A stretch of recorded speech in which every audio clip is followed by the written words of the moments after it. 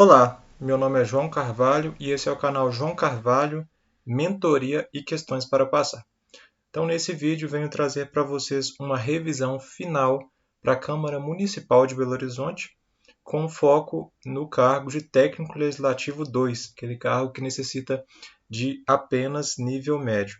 Vocês vão verificar que no desenvolvimento aqui dessa revisão, vários tópicos podem ser aproveitados para outros cargos, então cabe a vocês verificar o que pode e o que não pode ser aproveitado. Um outro aviso prévio é que essa aula não vai contemplar todo o edital, né? De fato, é só uma revisão passando por alguns pontos que eu acredito que podem estar na sua prova. Então, sem mais delongas, a gente vai iniciar aqui por uma questão de português que diz que, em relação à porcentagem, observe a concordância em 47% das pessoas relatam alteração de apetite.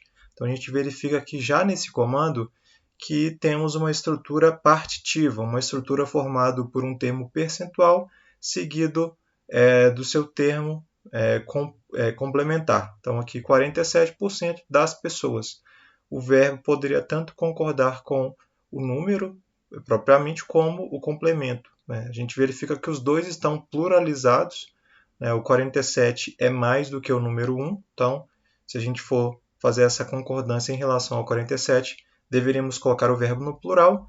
E concordando com pessoas, isso também demandaria aí um verbo pluralizado. Assinar a alternativa em que a concordância quanto à porcentagem está incorreta. Então, é para a gente assinalar aquele que está errado. Né? Como eu estava dizendo para vocês, a gente está diante aqui de estruturas, né, de expressões partitivas. E a gente tem a possibilidade de concordar com a parte ou com o nome, né, com o complemento dessa parte.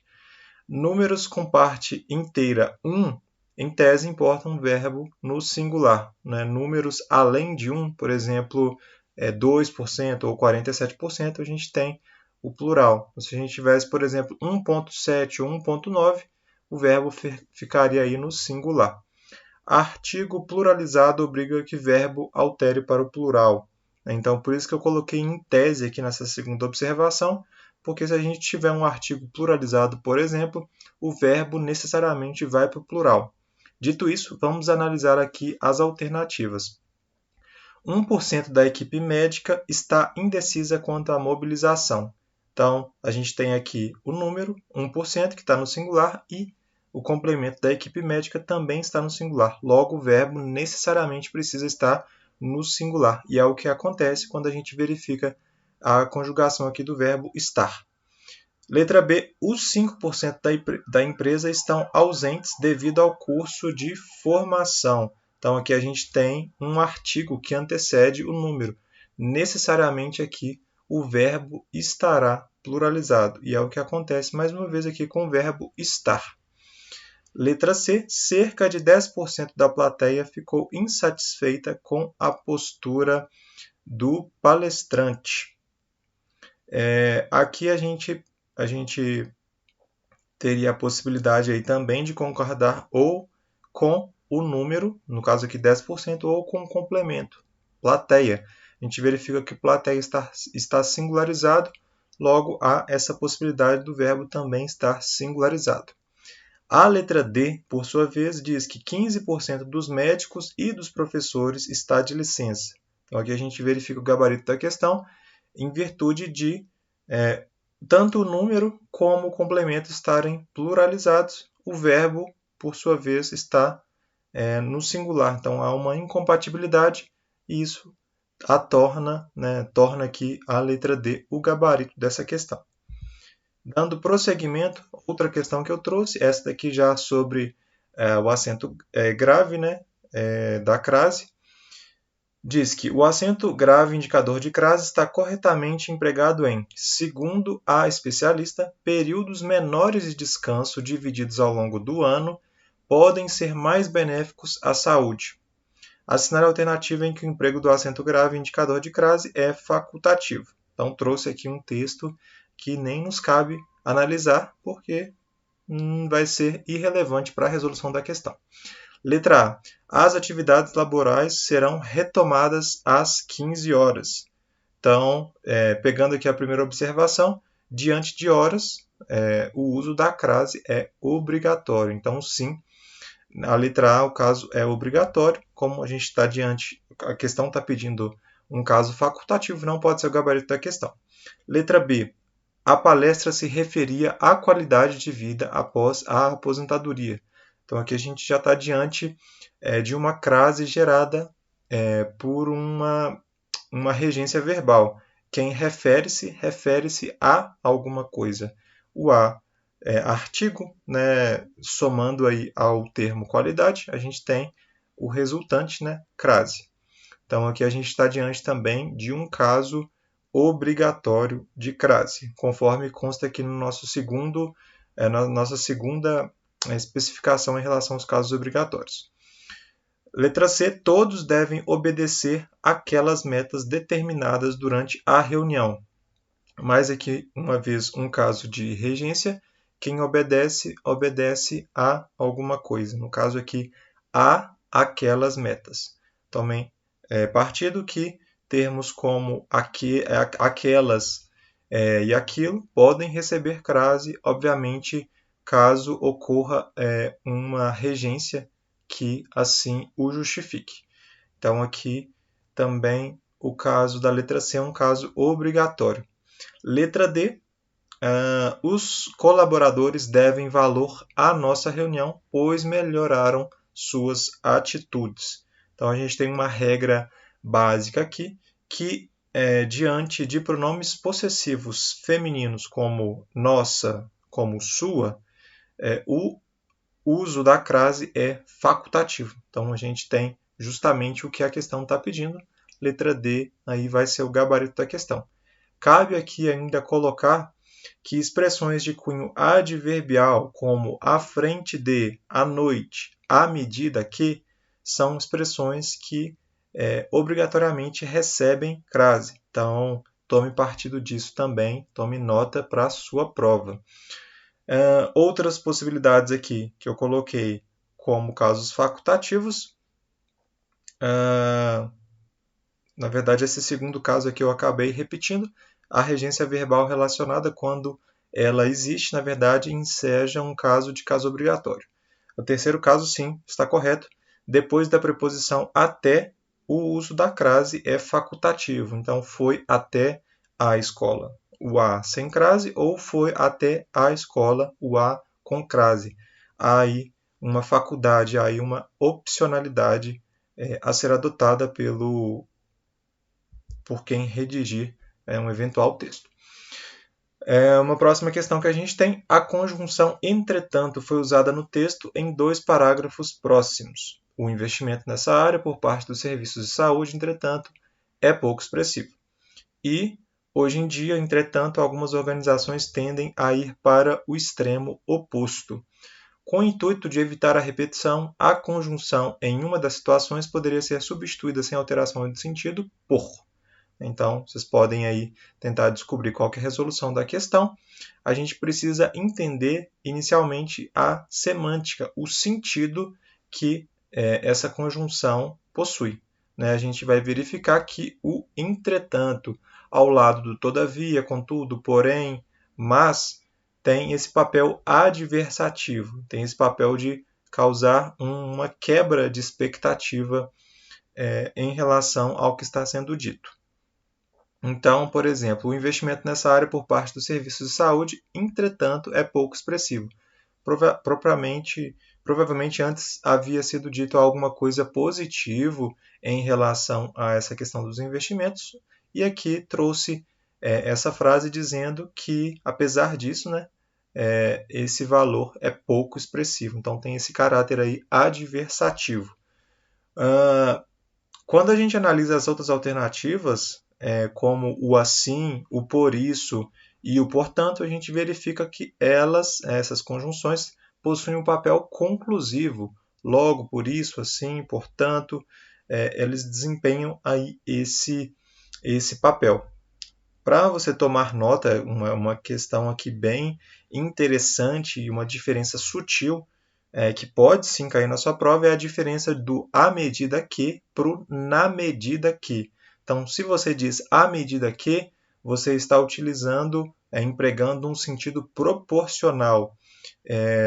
Se você está dizendo na medida que, tem uma valoração aí causal, uma valoração aí de causa em relação ao contexto que você está elaborando para uma determinada frase. Então, tomem cuidado com isso. A banca pode cobrar que você saiba essa diferença.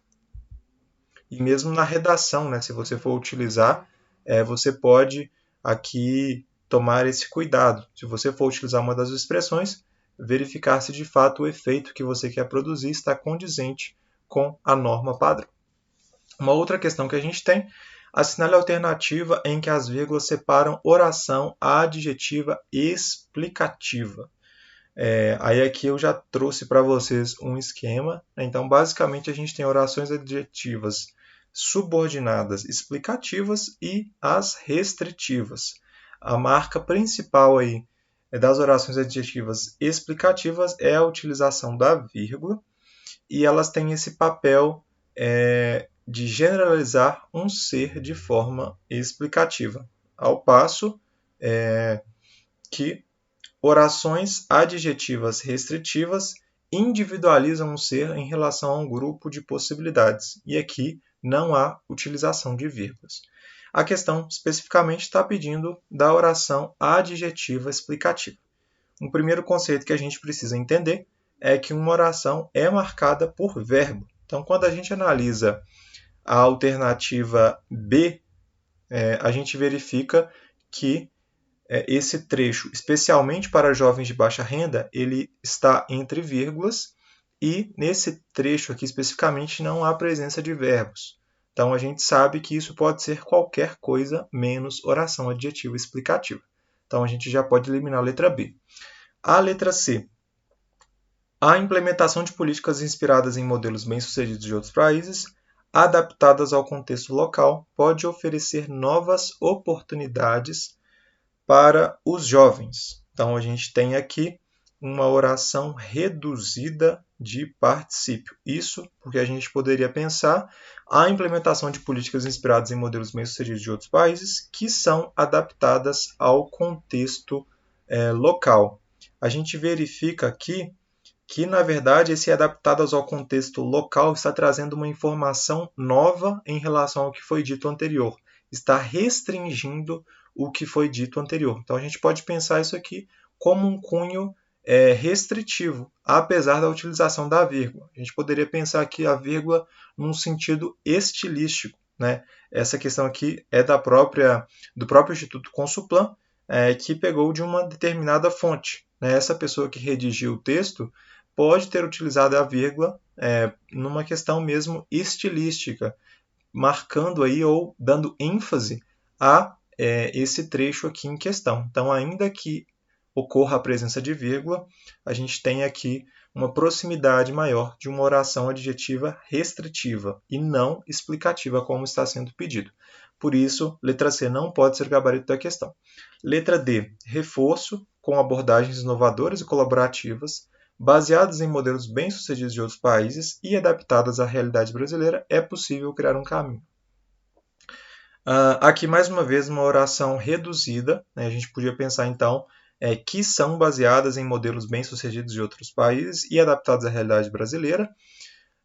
E da mesma forma que a letra C, a gente percebe que uma nova informação está sendo incluída ao que foi dito anteriormente. Então, aqui a gente teria um papel mais restritivo do que explicativo. E a gente poderia pensar aqui na vírgula nesse sentido mais estilístico, mais nesse sentido de dar ênfase a esse trecho especificamente. A letra A, por sua vez, diz: o fenômeno dos jovens nem, vírgula, aqueles que nem trabalham nem estudam, é uma preocupação crescente. Então a gente verifica aqui que há um verbo, então sim, é uma oração. E aí a gente percebe aqui que, na verdade, aqueles que nem trabalham nem estudam é justamente uma explicação dos jovens nem. São aqueles que nem trabalham nem estudam. Na verdade, não está sendo feita uma restrição em relação aos jovens nem. Na verdade, está sendo feita uma explicação, né? Então, por isso, aqui a letra A é o gabarito dessa questão. Mais uma questão de português.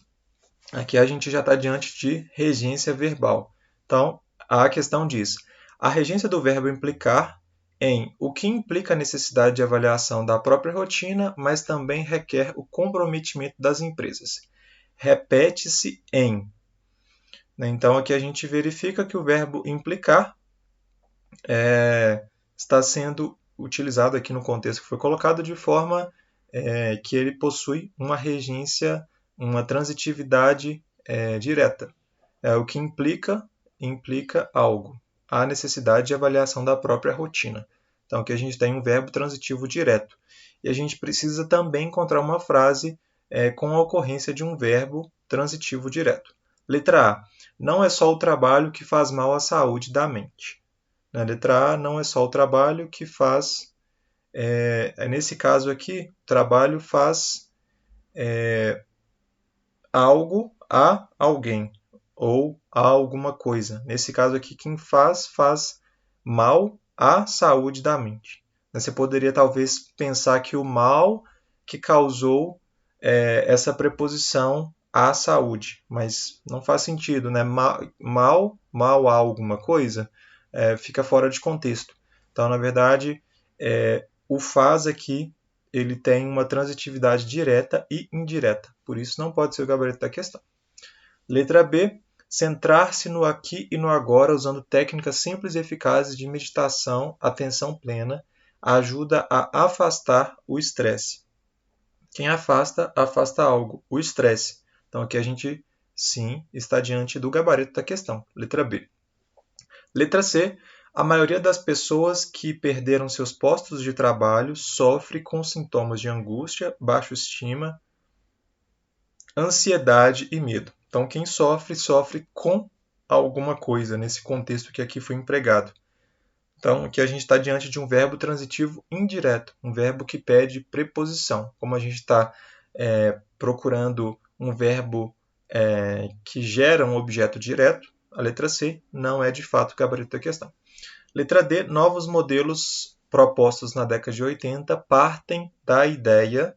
Então, o que parte de alguma coisa. Nesse caso aqui, o partir de derivar, né, ou algum sentido assemelhado. Então, aqui também a gente tem um verbo transitivo indireto. Então, de fato, gabarito letra B de bola. Eu trouxe aqui para vocês um esquema em relação ao verbo implicar. Né? Ele pode ser utilizado tanto no sentido de causar, né? Então isso implica sérias consequências. O que implica algo, implica sérias consequências. Por outro lado, a gente tem a possibilidade do implicar no sentido de chatear. Nesse caso especificamente, aí sim, a gente tem a ocorrência da preposição. Então, a sogra implica com o genro. Então, aqui a gente tem essa diferença de significação e também aí da utilização ou não da preposição. Outros verbos para você se preocupar em relação à regência, a gente tem aí o verbo gostar, o verbo assistir, o verbo obedecer, o verbo preferir, preterir, pisar. Né? Pisar é um verbo que pode causar bastante estranheza. O correto é dizer pisar a grama e não pisar na grama. Então, são regências aí verbais para você tomar cuidado e revisar para a sua prova. Aqui a gente termina o nosso bloco de português. Agora a gente vai avançar para raciocínio lógico.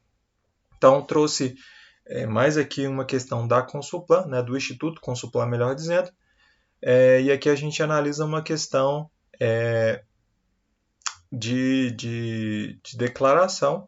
E a gente sabe aqui que apenas uma é falsa.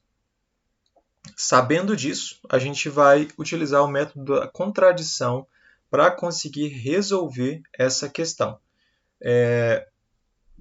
E aí, né, se a gente tiver pessoas que estão se contradizendo, a gente sabe que uma é verdadeiro, a outra é falsa. Nesse contexto aqui, a gente sabe que as demais vão estar dizendo a verdade, já que apenas uma diz mentira. Então a gente sabe que Jorge diz: eu não quebrei o vaso. Vitor diz: Lourenço é o culpado. Mário diz: Vitor é o culpado. E Lourenço, por fim, diz: Mário está mentindo. Então, se a gente for analisar, se o Mário estiver dizendo verdade quando diz que Vitor é o culpado,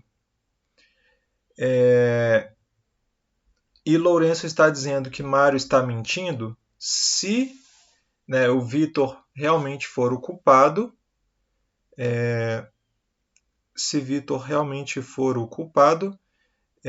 o Mário vai estar dizendo a verdade. E aí o Lourenço vai estar mentindo. Então a gente percebe que tem uma contradição entre essas duas declarações.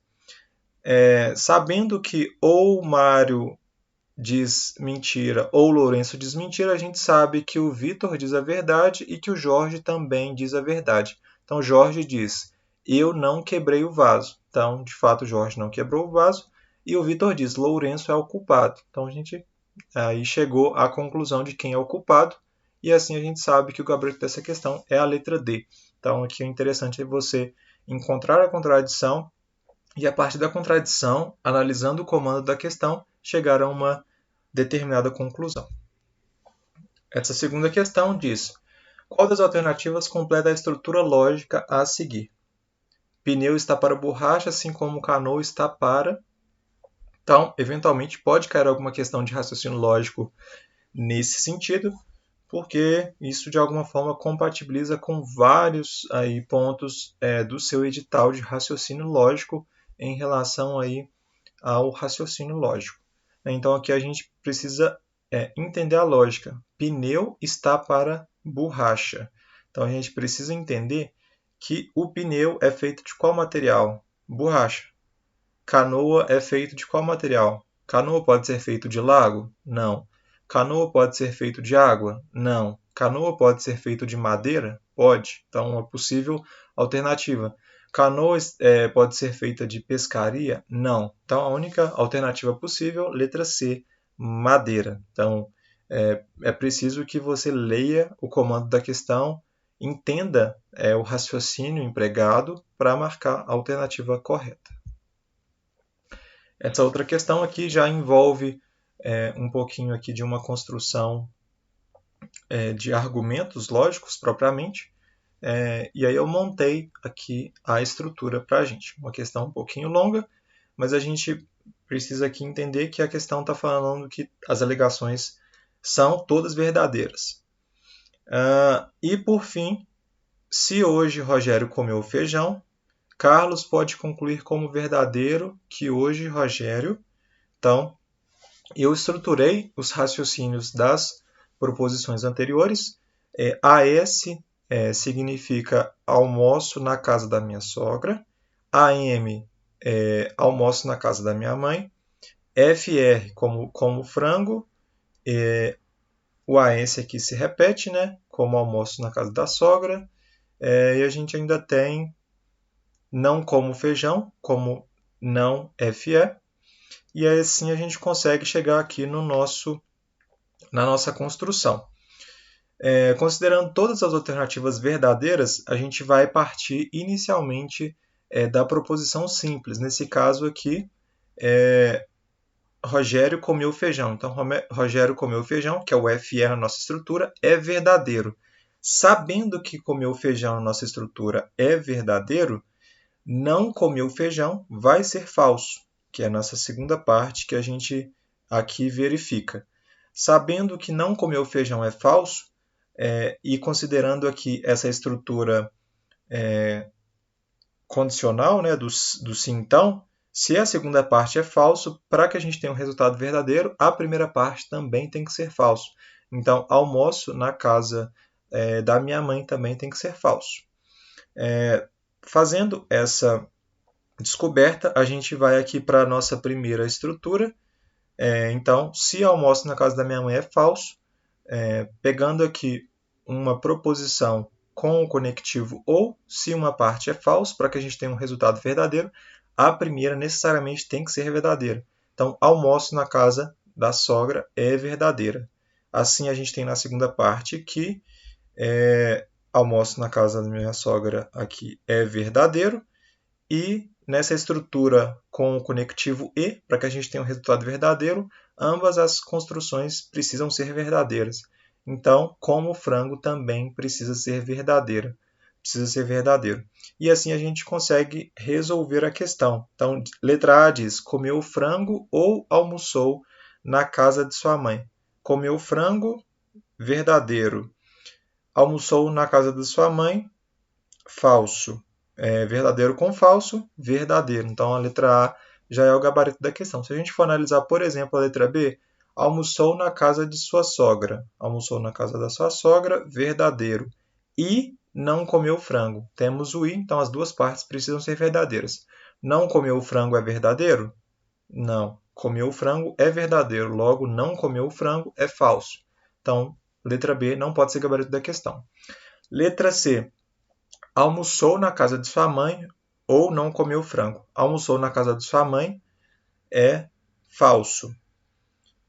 Ou não comeu frango. Não comeu frango, falso também. Então, a gente não pode assinalar essa alternativa. Letra D, não comeu frango. Comeu frango é verdadeiro, não comeu frango, falso. Nem almoçou na casa de sua sogra. Interessante aqui dizer que o nem desempenha o papel do conectivo e mais o papel do negativo em relação ao trecho que o sucede. Então, não comeu frango, falso. E não almoçou na casa de sua sogra. Almoçou na casa de sua sogra é verdadeiro, não almoçou na casa de sua sogra, falso. Então, a gente também não pode assinalar essa alternativa. De fato, aí, gabarito letra A, uma questão aí bem bacana do Instituto Consulplan.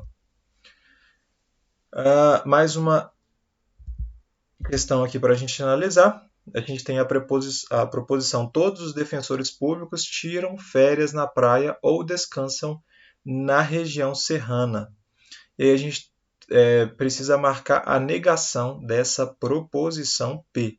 E aí, para isso, eu trouxe aqui um esquema. Inclusive, esse esquema está no meu curso de raciocínio lógico. Se você tiver interesse de aprofundar seus conhecimentos de forma rápida e como uma revisão para esse concurso, vou deixar o link na descrição desse vídeo. Então, a negação de todo se dá com algum não. Então, se a gente diz todo gato é cão, a negação dessa frase é algum gato não é cão. A negação de nenhum ou todo não é algum. Então, é o contrário, que a gente verifica que a primeira e a segunda estrutura, elas, de alguma forma, elas possuem uma convergência, né? Elas comutam, vamos dizer assim.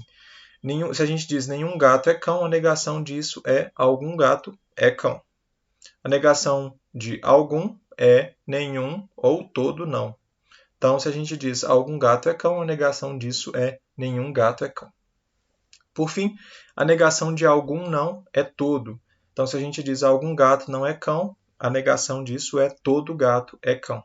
Sabendo disso, a gente consegue resolver a nossa questão. Então, a negação de todo vai ser algum não. Todos os defensores tiram férias. Algum defensor não tira férias. Então, a gente tem a letra A como possível resposta e a letra C como possível resposta. Não tiram férias na praia. E aí, a gente vai negar agora o conectivo ou. Para negar o conectivo ou, a gente o substitui pelo conectivo e nega o restante. Então, a gente vai ter algum defensor público não tira férias, nem descansa na região serrana. E não descansa na região serrana. Dá no mesmo. Então, a letra A é o gabarito da nossa questão. A gente percebe que a letra C manteve aí o conectivo ou, que não procede. Dando seguimento, a gente tem aqui a análise dessa proposição. Se Maria trabalhar no DPE Paraná, então ela domina as ferramentas de informática e sabe atuar de maneira técnica. Aqui é uma questão bem interessante do Instituto Consulplan, que a gente precisa saber vários conceitos para responder essa questão. Aqui pede uma proposição equivalente à citada, né? Então, eu preciso trazer à tona aqui a equivalência contrapositiva, que diz que se a gente tiver uma proposição se A, então B, a equivalência dessa oração é se não B, então não A. A gente basicamente inverte a ordem das proposições, mantendo o conectivo e negando as duas partes da proposição. Uma outra informação que a gente precisa saber, e eu chamo de só que não, para você ajudar, para você facilitar essa fixação desse conhecimento, é que a parte que antecede o conectivo condicional é a parte suficiente. E a parte que sucede o conectivo é a parte necessária. Então, só que não, suficiente e necessário. Quando a gente inverte a ordem, isso basicamente se mantém. Então, o A, que era suficiente, vira necessário, e o B, que era necessário, vira suficiente. De posse dessa informação, a gente consegue avaliar a questão. Então, basicamente, a gente vai inverter essa oração. A gente vai iniciar, então, aqui pela segunda parte, que é ela domina as ferramentas de informática e sabe atuar de maneira técnica. Lembrando que aqui a gente tem o conectivo e também, que a gente vai precisar fazer a sua devida alteração. Então, a gente vai ter aqui letra A, saber atuar de maneira técnica. Saber atuar de maneira técnica, que é a segunda parte da segunda proposição. Ou dominar as ferramentas de informática para Maria trabalhar. É suficiente para Maria trabalhar na Defensoria Pública do Paraná. Então, aqui fez a negação do E pelo ou, só que não fez aí a negação, né? Na verdade, ela não domina as ferramentas e ela não sabe atuar de maneira técnica. E essa parte seria, de fato, aí a parte suficiente. Se Maria não trabalha na Defensoria Pública do Paraná, então ela não domina as ferramentas de informática ou não sabe atuar de maneira técnica. A gente não tem aqui a inversão das ordens, não pode ser o gabarito da questão. A letra C, por sua vez, diz não saber atuar de maneira técnica, perfeito. Negou, né? Não sabe atuar de maneira técnica, virou não sabe atuar de maneira técnica. O conectivo que era o ou, o conectivo que era o e virou o ou, e ela domina as ferramentas de informática, se tornou não domina as ferramentas de informática. Isso, né, como vai inverter, vai ser a parte suficiente, a primeira parte da proposição composta. Isso é suficiente para Maria não trabalhar na Defensoria Pública, né? Antes, Maria trabalha na Defensoria Pública, a negação disso vira Maria não trabalha na Defensoria Pública. Então, letra C aqui, o gabarito da nossa questão. A letra D trata aí em vez de falar que é suficiente, diz que é necessário. Então, uma pegadinha que a banca quis colocar, se você não souber essa diferença de suficiente para necessário, você aí eventualmente ficaria na dúvida entre a C e a D, e aí teria que chutar. Mas eu trouxe para vocês esse mnemônico aí do só que não, para te ajudar nessa resolução desse tipo de questão. Aqui a gente encerra o nosso tópico de raciocínio lógico e agora a gente vai para a parte de direito. Eu trouxe aqui algumas questões da banca e algumas questões próprias. Se você já adquiriu os meus materiais, fique nesse vídeo que são questões inéditas também da parte específica. Vou deixar aqui também para vocês na descrição desse vídeo o acesso a cursos meus de revisão para que você de fato aí otimize o seu tempo de preparação em relação à lei orgânica, em relação ao regimento interno e em relação também à parte de raciocínio lógico. Se você quiser também tem aí questões de legislação específica para você aprimorar os seus conhecimentos nessa reta final. Dito isso, vamos para mais uma questão do Instituto Consulplan. O Poder Legislativo da União adota um modelo bicameral exercido pelo Congresso Nacional, formado pela Câmara dos Deputados e pelo Senado Federal. A Casa Legislativa é composta pelos representantes do povo. Então, primeira informação que a gente precisa ter é que Casa Representante do Povo é a Câmara dos Deputados. A gente ainda precisa saber que o número de deputados varia de 8 a 70, conforme a população do estado em questão. E isso é feito por meio de lei complementar. Muito importante essa informação. E aqui, na Câmara dos Deputados, a gente tem a eleição proporcional.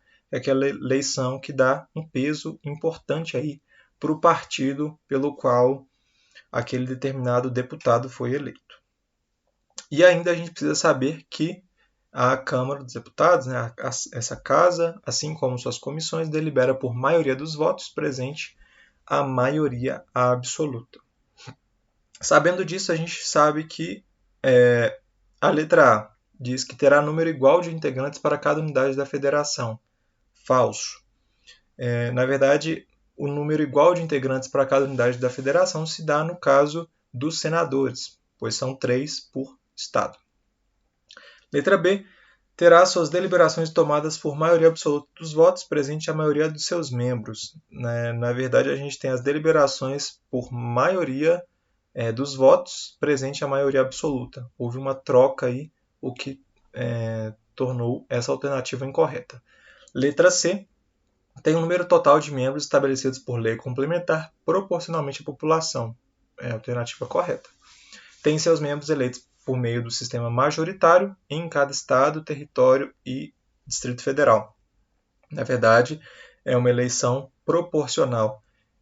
Quem participa do sistema majoritário é o Senado Federal. Mais uma questão. Aqui uma questão já sobre o processo legislativo, que eu acredito piamente que de fato vai cair na nossa prova. E a gente tem aqui a gente precisa relacionar essas opções com emenda à Constituição, medida provisória, lei delegada ou lei complementar. Serão aprovados por maioria absoluta. Lei complementar. É vedada a sua edição para tratar de matéria relativa a direito penal. Aqui a gente está diante da medida provisória. Então, 4.2 são legitimados para proposição apenas 1/3, no mínimo, dos membros da Câmara dos Deputados ou do Senado, Presidente da República e mais da metade das Assembleias Legislativas, manifestando cada uma pela maioria relativa dos votos dos respectivos membros. Então, aqui, emenda à Constituição. E serão elaborados pelo Presidente da República após resolução do Congresso. São aí as leis delegadas. Alternativa B, 4.2.1.3. Dando seguimento, uma questão aqui de direito administrativo.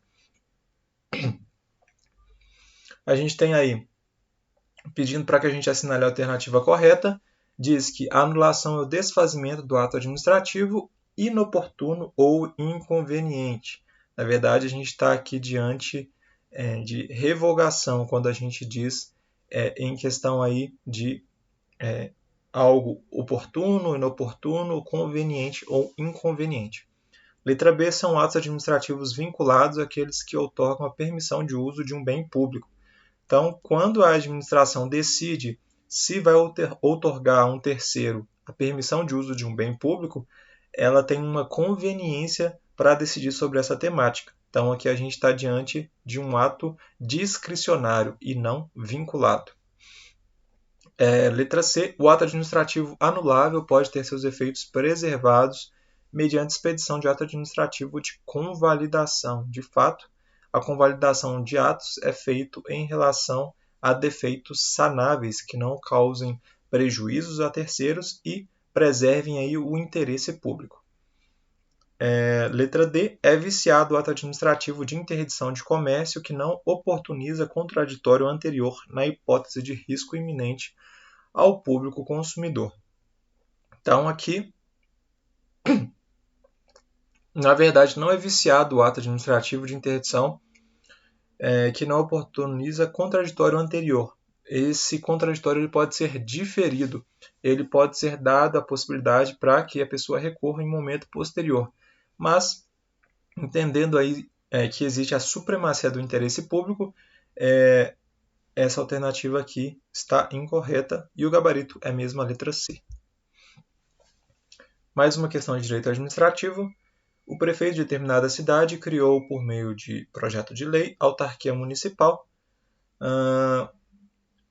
Não se trata de característica de autarquia pública. Então, é o que a gente precisa para a resolução da questão, é entender sobre as autarquias. Vou ler o que consta aqui no decreto que trata sobre essas entidades da administração indireta para que a gente tenha um panorama melhor para responder a questão. Então, a autarquia é um serviço autônomo criado por lei com personalidade jurídica, cabe um parênteses aqui, de direito público, patrimônio e receita próprios para executar atividades típicas da administração pública que requeiram para o seu melhor funcionamento gestão administrativa e financeira descentralizada. Então, características bem importantes, essas aqui que estão grifadas para vocês.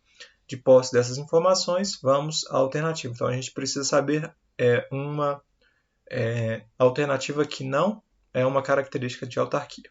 Tem personalidade jurídica de direito público? Sim, autarquia, personalidade jurídica de direito público. B. Compõe a organização da administração direta? Falso.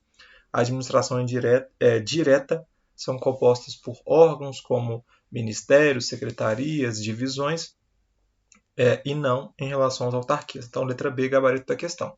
C. Possui gestão administrativa e financeira descentralizada.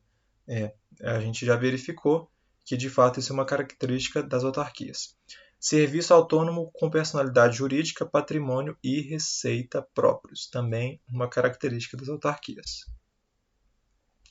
Uma questão da Lei 14.133, tendo em vista os mandamentos de licitação, a modalidade de licitação restrita a contratações em que a administração vise contratar objeto que envolva inovação tecnológica ou técnica, ou impossibilite de o órgão ou entidade ter sua necessidade satisfeita sem adaptação de soluções disponíveis no mercado. Dentre outros casos previstos letra A, pregão, B, concurso, C, concorrência e D, diálogo competitivo. A gente tem aqui um panorama geral. Pregão serve para aquisição de bens e serviços comuns. Concurso, trabalho técnico, científico, artístico. Concorrência, contratação de bens e serviços especiais e ainda obras e serviços comuns e especiais de engenharia. E o diálogo competitivo, finalmente, objetiva desenvolver alternativas capazes de atender às suas necessidades. Então, de fato aqui a administração não consegue resolver o problema de forma mais simples, então ela precisa ter um diálogo competitivo para que se chegue a uma alternativa capaz de atender a uma determinada necessidade da administração. Dessa forma, a gente tem letra D como gabarito da questão.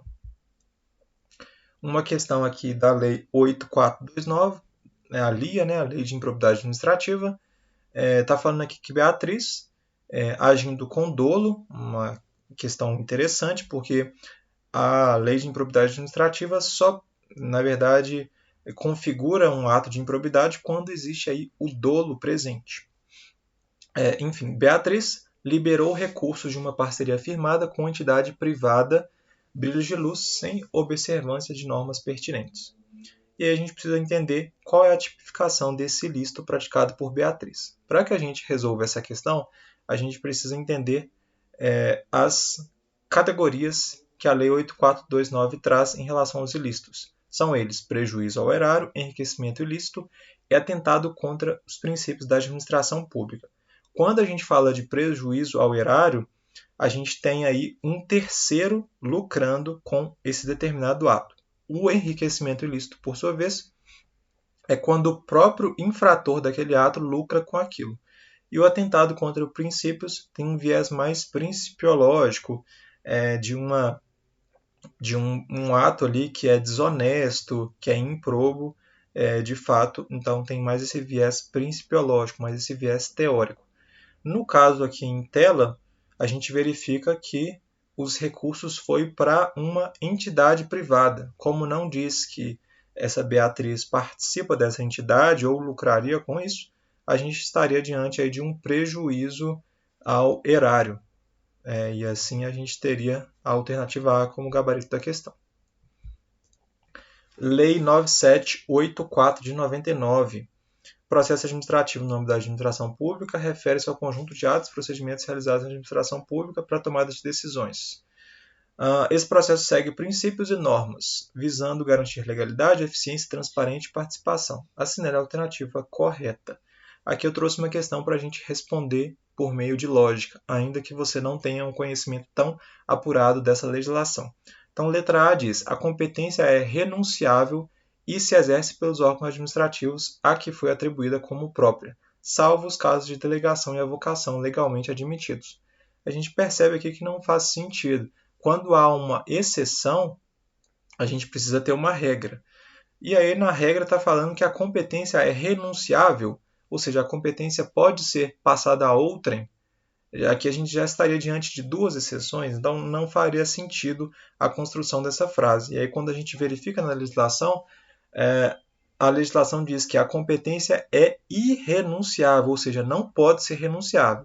Aí sim, as possibilidades são casos de delegação, né, que é quando se passa essa atribuição para alguém de uma mesma linha hierárquica ou de um outro departamento ou divisão. A delegação permite essas atribuições. E a avocação, que é especificamente aí em relação a uma dada hierarquia.